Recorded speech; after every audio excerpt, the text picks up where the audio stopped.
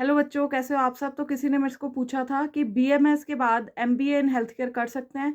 तो बेटा, MBA in health care आप बीएमएस के बाद भी कर सकते हो, बीडीएस के बाद भी कर सकते हो, एमबीबीएस के बाद भी कर सकते हो, नर्सिंग के बाद भी कर सकते हो, बीपीटी के बाद भी कर सकते हो।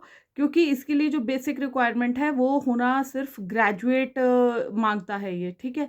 एक बात मैं और कहना चाहूँगी कि मेरी वीडियोस होती हैं मेरे पर्सनल एक्सपीरियंसेस पे और जो लाइफ पे प्रेजेंट सिचुएशंस चल रही हैं। You will not find butter coated videos in my channel.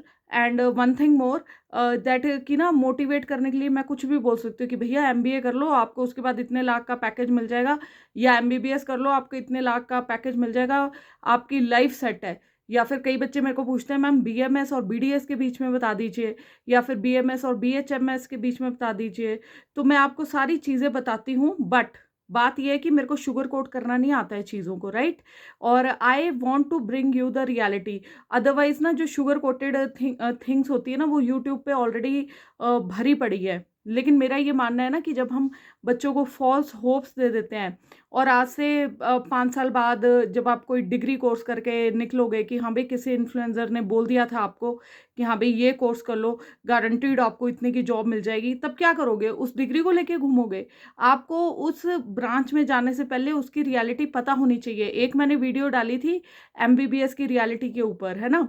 तो उसके ऊपर अब मेरे को बड़े सारे कई लोग नेगेटिव कमेंट्स भी देते हैं कि ma'am it's not like that, it's okay if you don't like my videos, please don't watch them, because there are plenty of videos on YouTube जो कि आपको शुगर कोट करके चीज़ें देंगे, और आपको अच्छा भी वही लगता है कि हाँ भाई कोई आपको बोले कि नहीं भाई ये चीज़ कर लो, उसके बाद वो है। मैं आपको यहाँ पे फैक्ट रिलेटेड चीज़ें बताने को बैठी हूँ ताकि आप प्रिपेयर्ड रहो उस चीज़ के लिए मेंटली, और आपके पास एक रास्ता होना चाहिए कि अगर बाई चांस वो वाली चीज़ अगर तो जॉब मिल जाती है, या फिर चीज़ें वैसे टर्न आउट हो जाती हैं जैसे आपको शुगर कोटेड ड्रीमी वर्ल्ड अगर वैसा मिल जाता तो बहुत ही अच्छी बात है। उसके लिए मैं आपके लिए सबसे ज़्यादा खुश होंगी। बट अगर वो चीज़ें नहीं मिली जो कि बाकी लोग आपको गारंटीड बोल रहे हैं ये कोर्स कर लो, और उसके बाद कोई लेता है क्या? आपकी रिस्पॉन्सिबिलिटी लेता है कोई? आप क्या उसको 5 साल बाद जाके पूछोगे कि भाई तूने कहा था ये कर ले, और हमें तो फ्रस्ट्रेशन हो रहा है। तो इट्स बेटर कि जिस भी रास्ते के ऊपर चलना है तो आपको उसकी कड़वी सच्चाई भी पता होनी चाहिए, ग्राउंड रियलिटी पता होनी चाहिए, है ना। बाकी आप पूरे कॉन्फिडेंस से जाओ बेटा। कोई भी दुनिया में कोर्स करना है आप बिल्कुल उसमें जाइए और उसको पूरे कॉन्फिडेंस से कीजिए, हार्ड वर्क दीजिए। तो दुनिया की कोई ऐसी ताकत नहीं है कि हाँ भाई जो हार्ड वर्किंग वाले बच्चे को एब्जॉर्ब ना करे अपनी दुनिया में, और उसको कोई पैकेज ना मिले, या फिर है ना वो लाइफ में अच्छा ना करे। जो मैं बात करती भी हूँ अपने वीडियोस में, एमबीबीएस के बाद आपको ठीक है सैचुरेशन है, लेकिन जो हार्ड वर्किंग बच्चा है ना, जो स्किल्ड वाला बच्चा है, जिसके पास स्किल्स हैं, जिसको इलाज करना पेशेंट का आता है, तो भैया ऐसी बात है कि एमबीबीएस के बाद पीजी करते हो तो बहुत पैसा पड़ा हुआ है।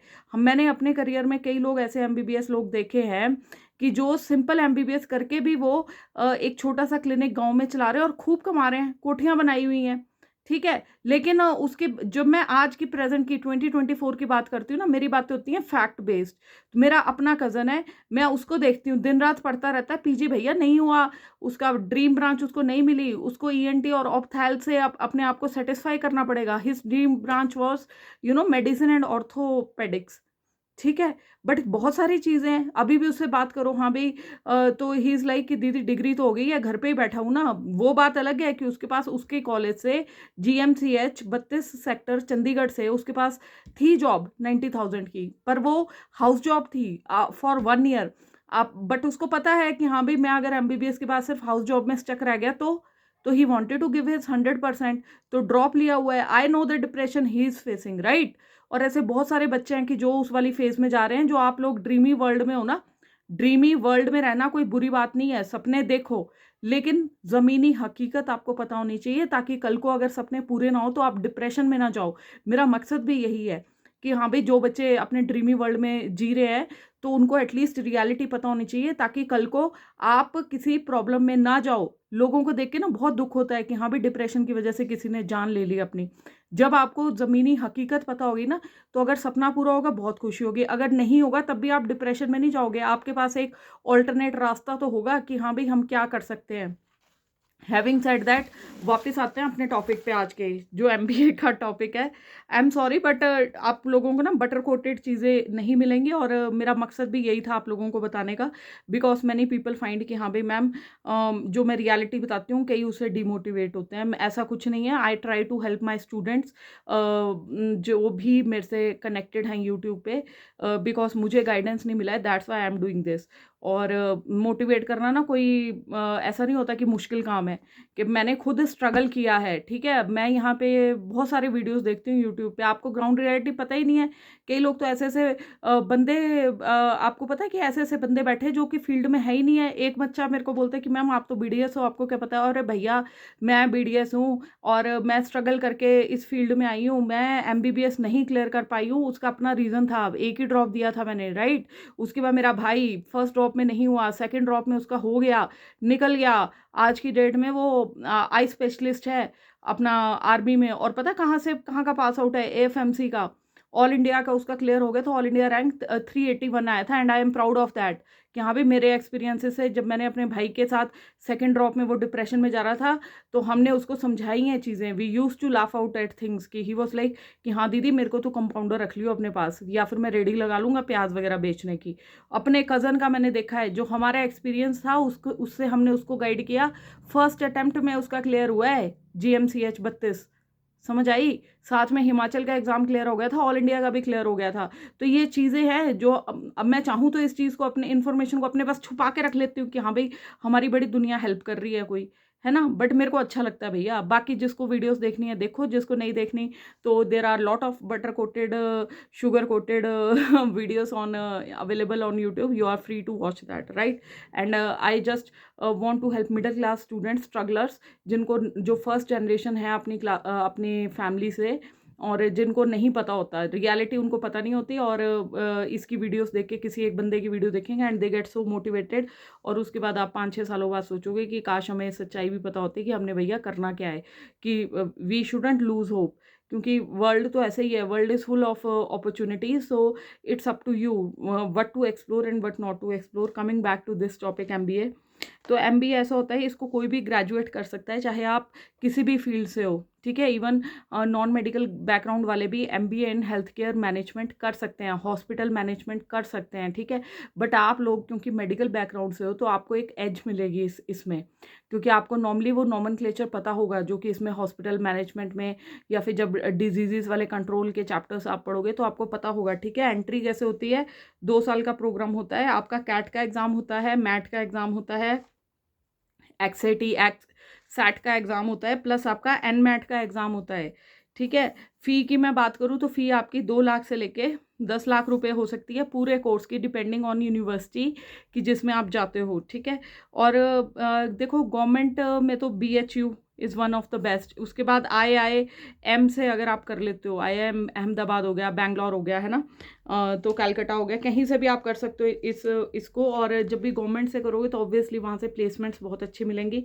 प्राइवेट की मैं बात कर लूँ तो एक तो आपका जयपुर का इंस्टीट्यूशन है, बहुत ही अच्छा है, वन ऑफ द बेस्ट, बहुत अच्छी प्लेसमेंट्स देता है, तो वहाँ से आप कर सकते हो, ठीक है। और जो आपके सैलरी की स्टार्टिंग की पैकेज की बात करूँ, देखो जी, अगर आप टॉप मोस्ट इंस्टीट्यूशन से करते हो तो वहाँ पे जो सैलरी पैकेज है that can range between anywhere between 7 to 12 lakhs per annum, right. उसके बाद आप ग्रो कर सकते हो जैसे भी अकॉर्डिंगली, है ना, जिस भी आप हॉस्पिटल में प्लेस होते हो। हॉस्पिटल्स आपके आगे मैक्स आ गया, फोर्टिस आ गया, बड़े बड़े जो हॉस्पिटल्स हैं, मल्टीनेशनल हॉस्पिटल्स हैं। और आपके इवन वेदांता मेदांता, ये वाली सीरीज़ जो है, ठीक है, तो यहाँ पे आपकी प्लेसमेंट्स होती हैं। बट अब देख लो जी, इसमें भी आपको चीज़ें पता होनी चाहिए। ये नहीं है कि किसी ने कह दिया कि हाँ भी प्लेसमेंट हो जाएगी। अब जो प्लेसमेंट होती है ना, वो अगर बच्चा 10,000 करके निकल रहा है तो उसमें से 500 बंदों की प्लेसमेंट होगी, राइट। ये आपको पता होनी चाहिए चीज़ें। तो इसलिए प्लान बी हमेशा अपना तैयार रखा करो कि अगर प्लेसमेंट होगी तब क्या करना है, अगर प्लेसमेंट नहीं हुई तब क्या करना है, कहाँ कहाँ अप्रोच करना है, ठीक है। तो ये चीज़ें देखो, कोई भी डिग्री करने निकलते हो ना तो प्लान बी हमेशा तैयार रखो। तो this was all about MBA। और BMS वाले भी कर सकते हैं, जैसे किसी ने मेरे से क्वेश्चन पूछा था, राइट?